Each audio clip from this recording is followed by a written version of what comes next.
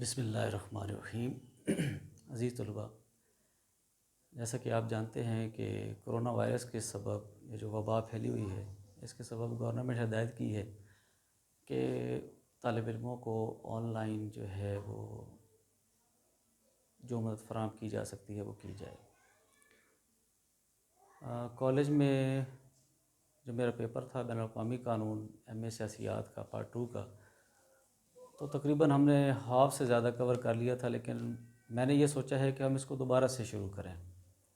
تو جو پہلا ہمارا موضوع ہے، جو پہلا ٹاپک ہم پڑھیں گے وہ یہی ہے کہ بین الاقوامی قانون جو ہے کیا یہ واقعی قانون ہے، اور اسی سے ریلیٹڈ دوسرا سوال بنتا ہے کہ بین الاقوامی قانون جو ہے کیا وہ حقیقی قانون ہے یا محض پازیٹیو موریلٹیز ہیں، مثبت اخلاقیات ہیں۔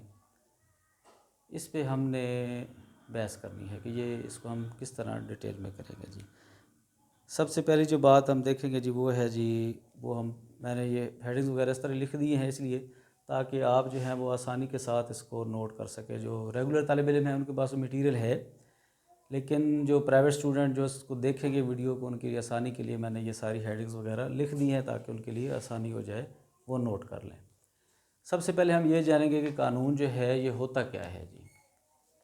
سب سے پہلی بات تو یہی ہم نے ہیڈنگ میں نے یہ لکھ دی ہے سب سے پہلے اوپر کہ قانون سے کیا مراد ہے۔ قانون جو ہے یہ بیسیکلی لا انگریزی زبان کا لفظ ہے جو کہ جرمن زبان کے لفظ لاگ سے ماخذ ہے۔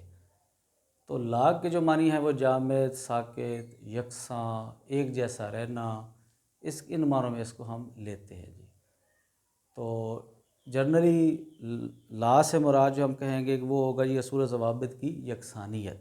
لیکن پولیٹیکل سائنس کی زبان میں ہم کیا کہتے ہیں پولیٹیکل سائنس کی زبان میں ہم کس کو یہ کہیں گے کہ شہری کے جو خارجی افعال ہیں ان کو منظم کرنے کے لیے، ان کو نظم و ضبط میں لانے کے لیے استعمال کردہ جو اصول و ضوابط ہیں ان کو ہم قانون کہتے ہیں۔ ٹھیک ہے کوشش کروں گا مختصر چلتا رہوں، زیادہ لمبی ویڈیو نہ ہو۔ دوسرے نمبر پہ ہم جو اس میں کریں گے وہ میں نے لکھا ہے کہ بین الاقوامی قانون سے کیا مراد ہے۔ جنرلی یہ تو قانون کی ہم نے ڈیفائن کیا تھا۔ انگلش میں ہم اس کو کہتے ہیں انٹرنیشنل لا۔ انٹرنیشنل لا جو نیشنز ہیں عالمی سطح پہ اقوام کے درمیان استعمال ہونے والا قانون، اس کو ہم کہتے ہیں انٹرنیشنل لا۔ تو انٹرنیشنل لا جو ہے یہ کیا ہے بیسیکلی یہ ایک سسٹم ہے اصول و ضوابط کا جو کیا کرتا ہے جو ریاستوں کے آپس کے جو افعال ہیں، ریاستوں کے جو آپس کے معاملات ہیں ان کو ڈیل کرتا ہے۔ ٹھیک ہے اس لیے اس کو نام دیا جاتا ہے انٹرنیشنل لا۔ بقول اوپن ہائم جو کہ ایک تھنکر ہیں وہ کہتے ہیں کہ بین الاقوامی قانون ایسے رواج اور روایت کا جو مجموعہ ہے جو کیا کرتا ہے جو مہذب ریاستیں ایک دوسرے کے ساتھ لین دین اور دیگر معاملات میں جن اصول و ضوابط کو استعمال کرتی ہیں اس کو ہم کہتے ہیں انٹرنیشنل لا۔ کسی بھی قانون کے یا کسی بھی اصول و ضوابط کے قانون ہونے کے عمل کو جاننے کے لیے ہمیں چند چیزوں کا پتہ ہونا، چند چیزوں کی کنفرمیشن ہونا ضروری ہوتا ہے۔ نمبر ایک جو ہے اس میں ہم نے کیا لکھا ہے ادھر یکسانیت، یہ ہیڈنگز میں لکھی ہے قانون کی خصوصیات۔ نمبر ایک ہے یکسانیت۔ ٹھیک ہے انگلش میں ہم اس کو کہیں گے یونیفارمٹی۔ قانون جو ہے وہ سب کے لیے یکساں، برابر، ایک جیسا ہو، چاہے وہ غریب ہے امیر ہے، غریب ریاست ہے امیر ریاست ہے، سب کے لیے قانون جو ہے وہ یکساں ہونا چاہیے۔ نمبر دو جامعیت، یہ جس کو ہم انگلش میں کہتے ہیں کمپریہنسونیس۔ قانون کے دائرہ کار سے اصول و ضوابط جو ہیں وہ تب قانون کہلائیں گے جب ان کے دائرہ کار سے کوئی چیز باہر نہیں ہوگی، ہر چیز اس کے دائرہ کار میں آئے گی۔ اس کے بعد اگلی ہیڈنگ جو ہم نے لکھی ہے قانون کی خصوصیت کے اندر وہ ہے آبجیکٹیونیس، یا جس کو ہم نے اردو میں لکھا مقصدیت، کہ اصول و ضوابط تبھی قانون کہلوائیں گے جب ان کے پیچھے کوئی مقصد کار فرما ہوگا۔ بغیر کسی مقصد کے تو یہ چیز جو ہے وہ قانون نہیں کہلائے گی جی۔ مقصدیت کا ہونا ضروری ہے، اور جو قانون کا بنیادی مقصد ہوتا ہے وہ افراد کی فلاح و بہبود ہوتا ہے، افراد کو فائدہ پہنچانا ہوتا ہے، اس کے علاوہ اس کا اور کوئی مقصد نہیں ہوتا۔ ہاں جی، اس کے بعد اگلی جو ہیڈنگ ہم نے لکھی ہے جی نفاذ یا عمل درآمد۔ تو قانون جو ہے یا اصول و ضوابط جو ہیں، جب ان کو نافذ کیا جائے گا تب ہی وہ قانون کہلائیں گے۔ آپ بنا دیں، کتابوں کے اندر لکھ دیں، آئین کے اندر لکھ دیں، عمل درآمد نہیں ہوگا تو ان کی کوئی حیثیت نہیں گنی جائے گی جب تک کہ عوام کو اس کا فائدہ نہ پہنچے یا ریاست کو اس چیز کا فائدہ نہ پہنچے جی۔ اچھا، اس کے بعد ہم نے جو اگلی ہیڈنگ لکھی وہ ہے جی ذرائع، یا انگلش میں ہم کہیں گے جی سورس یا سورسز۔ تو قانون کے وجود کے لیے کسی بھی لا گیور انسٹیٹیوشن کا ہونا ضروری ہے۔ تو یہ وہ پانچ چیزیں ہیں جو کہ بڑی اہم ہیں، جن کے ہوتے ہوئے ہم یہ کہیں گے کہ یہ اصول و ضوابط جو ہیں یہ قانون ہیں، نہ کہ محض اخلاقیات۔ تو جناب ہم نے نیکسٹ جو اگلی ہیڈنگ لکھی وہ ہے کہ بین الاقوامی قانون کی نوعیت، کہ بین الاقوامی قانون کیا واقعی محض اخلاقیات پہ مبنی ہے یا بین الاقوامی قانون واقعی قانون ہے۔ تو اس ضمن میں دو مکتبہ فکر جو ہیں عالمی سطح پہ موجود ہیں مفکرین کے۔ جو پہلا مکتبہ فکر ہے جس کو ہم یہاں پہ ڈیٹیل کے ساتھ کریں گے وہ ہے جی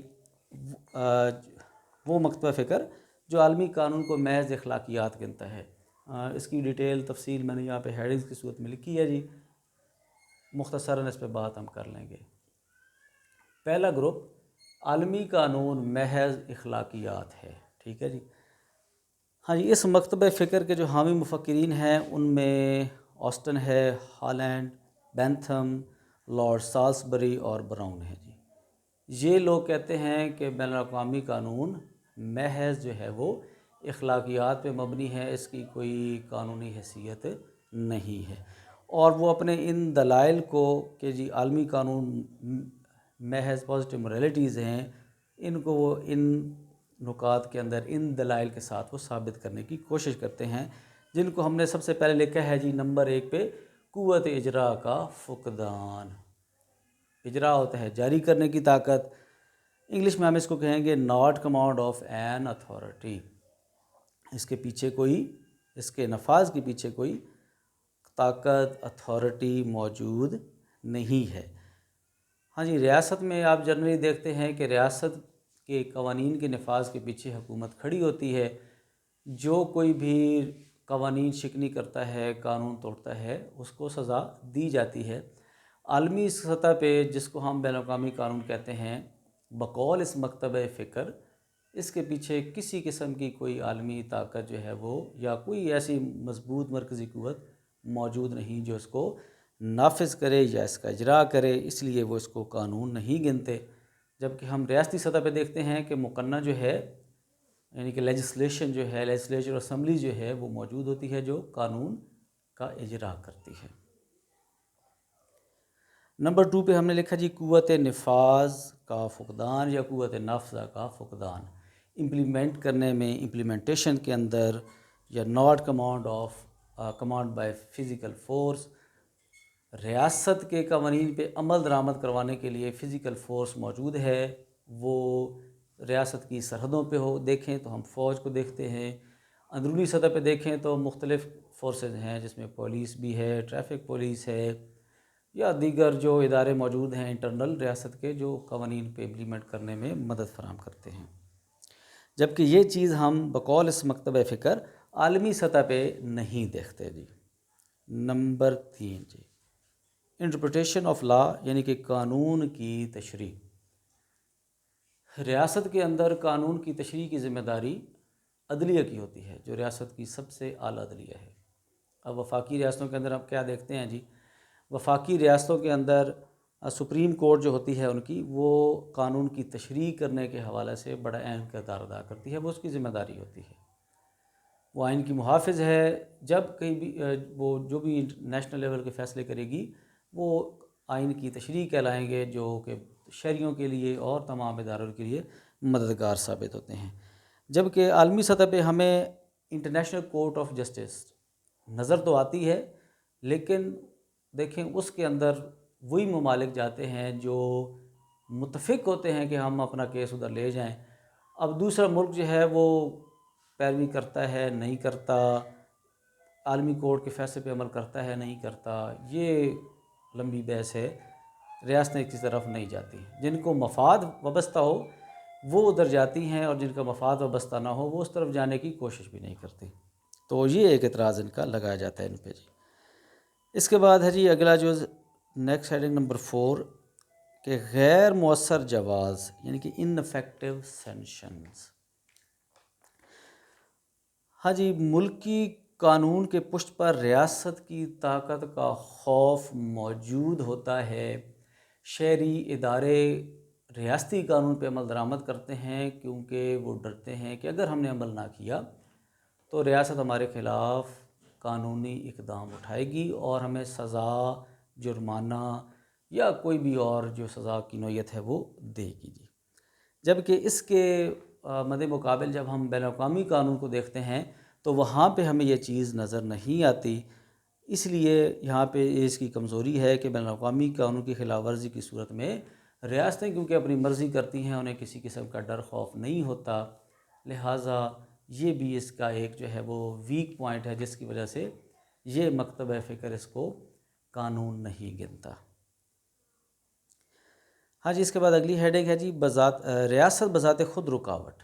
ہاں جی، ریاست بذات خود رکاوٹ کیسے ہے جی عالمی قانون کے اندر جی. ہاں جی، ہر ریاست جو ہے وہ یہ چاہتی ہے کہ وہ قانون کی تشریح اس طرح کرے جس طرح اس کو فائدہ پہنچتا ہے. وہ اپنی مرضی چاہتی ہے، اپنی مرضی سے عالمی قانون کی تشریح چاہتی ہے، وہ اپنی مرضی سے اس کو توڑ موڑ کے پیش کرتی ہے. تو یہ جو چیز ہے یہ بھی ایک بذات خود رکاوٹ ہے. ایک ریاست جائے گی کہ جناب یہ جو اب ہم مثال اگر ہم کشمیر کے حوالے سے لیں، مقبوضہ جموں و کشمیر کے حوالے سے، تو ایک طرف پاکستان کا موقف کہ حق خود ارادیت ان کو دیا جائے، تو دوسری طرف انڈیا کا موقف کہ یہ خطہ ہی میرا ہے. اور جبکہ وہ جو پاکستان کے پاس جو علاقہ ہے کشمیر کا وہ بھی وہ واپس مانگتے ہیں. تو حق خود ارادیت کے حوالے سے تو وہ اس طرف آتے ہی نہیں ہیں سیلف ڈٹرمنیشن کی طرف. پاکستان کا موقف یہی ہے کہ وہ مسلم قوم ہے، وہ آزادی ان کا حق ہے، پاکستان کا حصہ ہونا چاہیے ان کو. دھوکہ دیا گیا 47 میں، لیکن انڈیا کا موقف اس سے ٹوٹلی ڈیفرنٹ ہے. تو ریاستیں جو ہیں وہ بذات خود رکاوٹ ہیں عالمی قانون کی کے نفاذ کے اندر، تو لہٰذا وہ قانون نہیں ہے، پازیٹیو موریلٹی ہے. ریاست چاہے تو عمل ہوتا ہے، نہ چاہے تو نہیں ہوتا جی. نیکسٹ ہیڈنگ ہے جی کہ عالمی قانون کی غیر یقینی حالت. ہاں جی، عالمی قانون جو ہے اس کے مؤثر اور تسلیم شدہ جو اصول ہیں، مؤثر قسم کے جو ادارے ہیں، لیجسلیچر، ایگزیکٹو اور جوڈیشری پرماننٹ جیسے ریاست کے اندر موجود ہوتے ہیں، اس طرح ہمیں یہ دکھائی نہیں دیتے. ٹھیک ہے جی. اور جب یہ دکھائی نہیں دیتے تو اس کے عالمی قانون کے یکساں مؤثر ہونے پہ ہمیشہ شک کیا جاتا ہے. اس لیے کہ ریاستیں اپنا مفاد سمجھتی ہیں تو اصول و ضوابط پہ عمل کرتی ہیں، اور مفاد نہیں سمجھتی تو عمل نہیں کرتی. تو جب بات یہاں ہوگی کہ سب کے لیے ہر جگہ ایک جیسا عمل درآمد نہیں ہوگا تو پھر یہ چیز جو ہے وہ قانون نہیں کہلا سکتی. ہاں جی، اس کے بعد ہے جی اگلی ہیڈنگ ہے مرکزیت کی نفی، لیک آف سینٹرلائز سسٹم. ریاستی جو نظام میں قانون ہوتا ہے اس پہ مرکزیت ہوتی ہے، چاہے وفاقی ریاست ہو، وادانی ہو، صدارتی نظام حکومت وہاں پایا جاتا ہو، کوئی بھی فارم آف گورنمنٹ ہو، تو مرکزیت جو ہے وہ پائی جاتی ہے. ریاست پشت پناہی کرتی ہے قوانین کے نفاذ کی، جبکہ عالمی سطح پہ عالمی جو نظام ہے وہ ڈی سینٹرلائزڈ ہے. وہ کیسے جی؟ وہ اس طرح کہ عالمی قانون کے دائرہ کار میں یا یو این او کے جو ممبر ممالک ہیں، تمام کے تمام ممبر ممالک اپنی اپنی جگہ پہ کیا رکھتے ہیں جی؟ سوورینٹی کے حامل ہیں. ہر سٹیٹ جو ہے، ہر ریاست جو ہے وہ سوورن سٹیٹ ہے، وہ اپنی مرضی کرتی ہے، وہ کسی کے تابع نہیں ہے.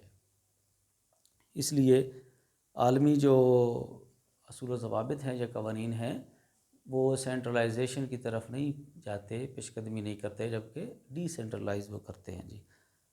تو مرکزیت کی نفی ہے، لا مرکزیت ہے بین الاقوامی قانون میں، جو کہ اس کے کمزور ہونے کی بہت بڑی دلیل ہے۔ اس کے بعد ہے جی اوپینین آف لارڈ کولرج۔ ہاں جی، لارڈ کولرج جو ہیں یہ ریٹائر جسٹس ہیں، ریٹائر جو جج ہیں جی، یہ کہتے ہیں جی کہ بین الاقوامی قانون ایک نامکمل قانون ہے، اگر ہم اس کی کمزوری کو مد نظر نہیں رکھیں گے تو ہم دھوکہ کھا جائیں گے، ٹھیک ہے جی۔ اور وہ یہ واضح طور پہ کہتے ہیں کہ جو لا گیور کی حیثیت جو ہے، یہاں پہ کوئی ادارہ نہیں ہے جو لا گیور کی حیثیت رکھتا ہو۔ عالمی سطح پہ ادارے موجود ہیں، ان کی شکلیں مختلف صورتوں میں وہ ادارے موجود ہیں، یہ ہم دوسرے مکتب فکر کے اندر پڑھیں گے اس چیز کو، لیکن اگر ہم ان کو دیکھیں گے تو ہم دھوکہ کھا جائیں گے کہ ادارے تو موجود ہیں جو قانون بنا رہے ہیں، عمل درآمد کروا رہے ہیں یا ان کے مطابق فیصلے کر رہے ہیں، لیکن جب ہم عملی طور پہ پریکٹیکلی دیکھتے ہیں تو ہمیں وہ چیزیں دکھائی نہیں دیتی۔ ہاں جی، سیکنڈ اسکول آف تھاٹ جو کہ ہے، جس کے حامی مفکرین میں جے جی اسٹارک، جوزف گریبی Starke, Oppenheim, Hall, Lawrence اور بریلری شامل ہیں جی۔ یہ کہتے ہیں کہ بین الاقوامی قانون جو ہے وہ ایک مکمل اور حقیقی قانون ہے۔ یہ اس کی ڈیفینیشن جو ہم بنائیں گے وہ کیا کہیں گے جی کہ international law is not a set of rules of positive moralities but it is as much a legal system as any other municipal legal system might be, کہ یہ جو بین الاقوامی قانون ہے یہ دیگر ریاستوں کے قوانین کے مطابق ہی ایک قانون کے جیسا ہی ایک قانون ہے جیسے ریاستی قوانین ہوتے ہیں۔ ہاں، یہ مکتب فکر اپنے حق میں کچھ دلائل دیتا ہے جن کو میں نے دوسری طرف یہ لکھ دیا ہے، عالمی قانون ایک حقیقی قانون، اور اس کے حق میں جو دلائل ہیں وہ ہم نے اس طرف لکھ دیے ہوئے ہیں جی۔ ہاں جی، پہلی جو دلیل ہے وہ کیا ہے جی کہ قانون، یہ جو اطلاق قانون اور خوف قوت۔ ہاں جی، یہ مکتب فکر کہتا ہے کہ قانون کے نافذ کرنے کے پیچھے کسی قسم کی خوف جو ہے وہ کار فرما نہیں ہوتی، کسی قسم کی خوف جو ہے وہ موجود نہیں ہوتا۔ کیوں نہیں ہوتا جی؟ اس لیے کیونکہ ریاستیں اصول و ضوابط پہ اس لیے عمل کرتی ہیں کہ ان کو اس چیز سے فائدہ پہنچ رہا ہوتا ہے یا وہ فائدہ پہنچتا ہے ان کو، تو وہ اس پہ عمل درآمد کرتی ہیں، کسی قسم کا خوف ڈر ان کے پیچھے کار فرما نہیں ہوتا۔ نمبر 2، اس میں جو ہم نے جو اس مکتب فکر دلیل دی ہے وہ ہے جی کہ عالمی قانون سازی۔ جوزف گیبریل اسٹارک جو ہیں وہ کہتے ہیں کہ عالمی سطح پہ قانون سازی ہوتی ہے۔ کیسے ہوتی ہے جی؟ اس کے لیے جنرل اسمبلی جو ہے، یو این او کی جنرل اسمبلی موجود ہے، انٹرنیشنل لیول پہ کنونشنز ہوتے ہیں، انٹرنیشنل لا میکنگ ٹریٹیز ہوتے ہیں، ملٹی پارٹی کنونشنز ہوتے ہیں، جتنے بھی کانفرنسز عالمی سطح پہ ہیں وہاں پہ جو اصول و ضوابط طے ہوتے ہیں وہ بین الاقوامی قانون کی حیثیت رکھتے ہیں، اور وہ کانفرنسز، وہ یو این او کا جو جنرل اسمبلی، یہ سارے کے سارے کیا ہیں؟ لا میکنگ انسٹیٹیوشنز ہیں۔ نمبر 3 پہ اس کا وہ جو پوائنٹ وہ دلیل دیتے ہیں جی، قانون کی تصدیق، یہ جو ٹیسٹ آف لا، قانون کی تصدیق کس چیز سے ہوتی ہے جی؟ کہ آیا اس پہ عمل درآمد ہو رہا ہے یا نہیں ہو رہا۔ اگر ریاستیں ایک اصول کو مفید سمجھتی ہیں اور اس پہ عمل کرتی جا رہی ہیں، ایک ریاست فائدہ اٹھاتی ہے پھر دوسری اٹھاتی ہے، تو یہ عمل بار بار دہرایا جا رہا ہے، تو اس کا مطلب یہ ہے کہ بین الاقوامی سطح کے جو اصول و ضوابط ہیں وہ قانون کی حیثیت رکھتے ہیں۔ اور یہاں پہ دوسری اسی کے اندر وہ دلیل یہ دی دیتے ہیں یہ مکتب فکر والے کہ ریاستیں آپس کے جتنے بھی تعلقات استوار کرتی ہیں اس کے پیچھے قانون ہی کار فرما ہوتا ہے، وہ قانونی سہارا لیے بغیر کوئی اقدام نہیں اٹھا سکتے، اس لیے بین الاقوامی قانون کے سطح پہ، بین الاقوامی سطح پہ جو اصول و ضوابط رائج ہیں وہ حقیقی قانون ہیں۔ ہاں جی، اس کے بعد اگلی ہیڈنگ ہے جی کہ موضوع بحث، ایگزسٹنگ آف اے کمیونٹی۔ قانون کے لیے یہ ضروری ہوتا ہے کہ اس کا کوئی موضوع بحث بھی ہو، ٹھیک ہے جی، اور یہاں پہ موضوع بحث کیا ہے جی؟ عالمی سطح کے قانون کا ریاستیں اس کا موضوع بحث ہیں۔ ریاست کے اندر ہم کیا دیکھتے ہیں کہ ریاستی قوانین کا موضوع بحث کیا ہوتا ہے جی؟ افراد ہوتے ہیں، فرد ہوتے ہیں، جبکہ بین الاقوامی قانون کا جو موضوع بحث ہے وہ ریاست ہے۔ تو جناب جب اوپن ہائم کے بقول جو بین الاقوامی قانون کی جو کمیونٹی ہے وہ کیا ہے جی؟ وہ ریاستیں ہیں، اور ریاستیں موجود ہیں۔ ریاستیں اپنے تمام تر معاملات جن میں تجارتی، سیاسی، ثقافتی، تعلیمی، سائنسی، فنی و دیگر کوئی بھی معاملے میں تعلقات ہوں، ریاستیں ان کو طے کرتے ہوئے بین الاقوامی قانون کا سہارا لیتی ہیں۔ اس کے بعد آ جائے گا جی اگلی ہیڈنگ ہے جی قوانین پر عمل درآمد، existence of rules of conduct. ہاں جی، عالمی سطح پہ اصول و ضوابط کا سہارا لیتے ہوئے ہی ریاستیں اپنے سارے معاملات چلاتی ہیں۔ اصول و ضوابط پر یہ عمل درآمد جو ہے وہ صدیوں سے چلا آ رہا ہے۔ ریاستیں بین الاقوامی معاہدات، لا میکنگ ٹریٹیز اور عالمی کنونشنز اور ان تمام کے اندر یہ جو ماضی میں ہوتے رہے، آنے والے وقت میں بھی ہوں گے، تو ان اصول و ضوابط کو مد نظر رکھتے ہوئے ریاست کیا کرتی ہے جی؟ قوانین بناتی بھی ہے، اور ریاستیں ان اصول و ضوابط پہ عمل کرتے آ رہے ہیں اور کرتے رہیں گے۔ تو یہ ایک دلیل یہ دیتے ہیں جی۔ اس کے بعد اگلی ہے جی ریاستوں کی رضامندی، کنسینٹ آف دا کمیونٹی۔ ہاں جی، ریاستی قانون کو نافذ کرنے، عمل درآمد، اس کی کامیابی کے پیچھے عوام کی رضامندی، عوام کی جو کنسنٹ ہے وہ بڑی ضروری ہوتی ہے۔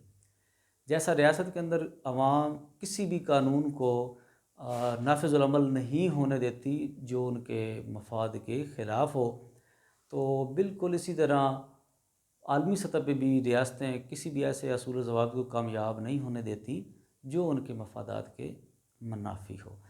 تو اس لیے ریاستوں کی رضامندی سے، کیونکہ عالمی سطح پہ اصول و ضوابط طے ہوتے ہیں جنرل اسمبلی میں، کنونشنز کے اندر، تو اس لیے بھی ریاست جو ہے وہ یہ ہمیں اصول و ضوابط کو ہم قانون کہیں گے بقول اس مکتبہ فکر کے۔ اچھا جی، اس کے بعد ہے جی سینشن آف وار، خوف جنگ۔ یہ جو ہم نے اگلی ہیڈنگ لکھی ہے جی، خوف جنگ۔ ہاں جی، اگر ہم یہ فرض کریں، وہ پہلے مکتبہ فکر کی بات مان لیں کہ یہ اصول و ضوابط محض اخلاقیات ہیں، قانون نہیں، تو پھر تو تمام ممالک کے جو معاملات ہیں وہ میدان جنگ کے اندر ہی حل ہوں، ریاستوں کے معاملات ٹیبل ٹاک کے ذریعے حل نہ ہوں۔ تو کیونکہ ایسا نہیں ہوتا، ہر وقت دنیا جنگ میں نہیں، ایسا نہیں ہوتا، لہٰذا ہم یہ کہہ سکتے ہیں کہ عالمی سطح کے اصول و ضوابط قانون کا درجہ رکھتے ہیں۔ ہاں جی، اس کے بعد ہے جی انٹرنیشنل انسٹیٹیوشنز، عالمی اداروں کی حیثیت۔ ہاں جی، عالمی اداروں کی حیثیت کیا ہے جی؟ عالمی اداروں کی حیثیت جو 3 بڑے عالمی ادارے جن میں جنرل اسمبلی، پھر آ گیا سیکیورٹی کونسل، اور اس کے بعد ہے جی انٹرنیشنل کورٹ آف جسٹس۔ تو ان کی تشریح یہ مکتبہ فکر کیسے کرتا ہے جی؟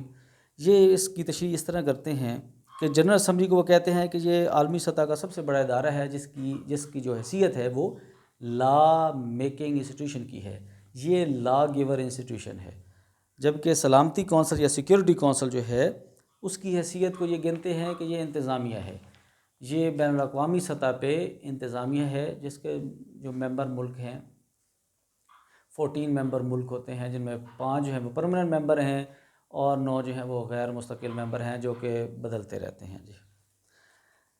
ہاں جی، پھر نمبر 30 بیس میں وہ جو ہم کہتے ہیں جی کہ انٹرنیشنل کورٹ آف جسٹس، اس کو وہ گنتے ہیں کہ یہ جو ادارہ ہے، یہ ادارہ انٹرنیشنل لیول پہ عدلیہ کا جو کام ہے یا فریضہ جو ہے وہ سر انجام دیتا ہے، ریاستوں کے جو آپس کے تنازعات ہیں، جو مسائل ہیں، ان کو حل کرنے میں اہم کردار ادا کرتا ہے۔ تو اس لیے اس ادارے کو یہ عدلیہ کہتے ہیں جی، عالمی سطح پہ عدالت کا کہتے ہیں جی عدلیہ اس کو۔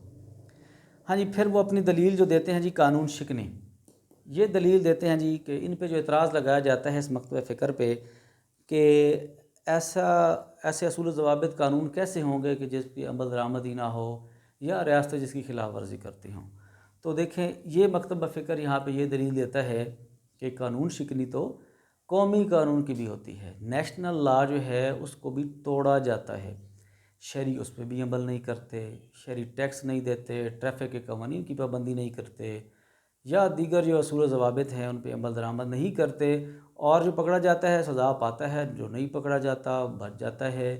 تو یہ چیز اگر ہم دیکھیں تو ہم یہ کہہ سکتے ہیں کہ عالمی سطح کے یہ جو اصول و ضوابط ہیں یہ قانون ہیں، کیونکہ نیشنل لا بھی توڑا جاتا ہے، تو اگر عالمی قانون کسی نے توڑ دیا تو اس سے اس کی حیثیت پہ کوئی اثر نہیں پڑتا۔ اب رہی بات یہ بحث کہ کیا بین الاقوامی قانون واقعی ایک قانون ہے یا نہیں، یہ آپ یہاں پہ وہ ہیڈنگ اینڈ پہ تبصرہ یا حاصل بحث یا کوئی بھی ایسی ہیڈنگ یہاں پہ ڈال دیں گے، یا تجزیہ یا نتیجہ، اور یہاں پہ آپ اپنی رائے دیں گے کہ آپ کے نزدیک عالمی قانون کیا حیثیت رکھتا ہے۔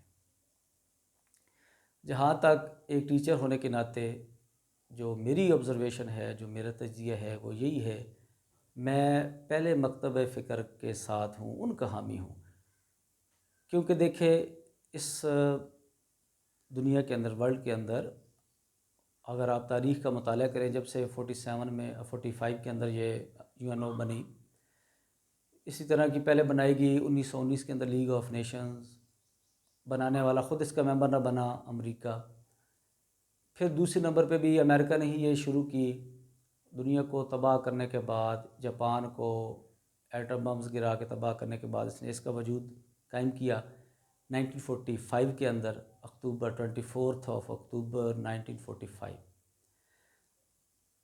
تو تب سے لے کے اب تک اگر آپ دیکھیں تو اقوام متحدہ نے ہمیشہ وہ کام کیا ہے جس میں ان بڑی طاقتوں کا، جو کہ اہم ممالک ہیں، بڑی طاقتیں ہیں، ان کے جو وہاں پہ مفاد وابستہ تھے وہ کام کیے گئے۔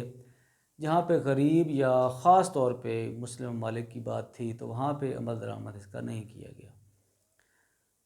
کشمیر لے لیں، فلسطین لے لیں، لیبیا لیں، عراق، افغانستان کی حالت دیکھیں، پاکستان کے ساتھ کیا کچھ ہوا، ہو رہا ہے، ہوگا، یہ ساری چیزیں مد نظر جب رکھی جائیں گی تو میں یہی کہتا ہوں کہ بین الاقوامی قانون جو ہے وہ محض اخلاقیات ہے، جو کرے ٹھیک، جو نہیں کرتا، بدماشی کرے، اس کو کوئی کچھ کہتا نہیں ہے۔ ٹھیک ہے جی، تو کوشش کی ہے جلدی جلدی یہ وائنڈ اپ کروں، حالانکہ یہ زیادہ وقت لینے والا کام تھا، لیکن بہرحال تو اللہ آپ کا حامی ناصر ہو۔ کوشش کروں گا کہ اگلے جو ٹاپک ہیں وہ بھی جلد از جلد اپلوڈ کر دوں تاکہ آپ اس سے مستفید ہو سکیں۔ جزاکم اللہ۔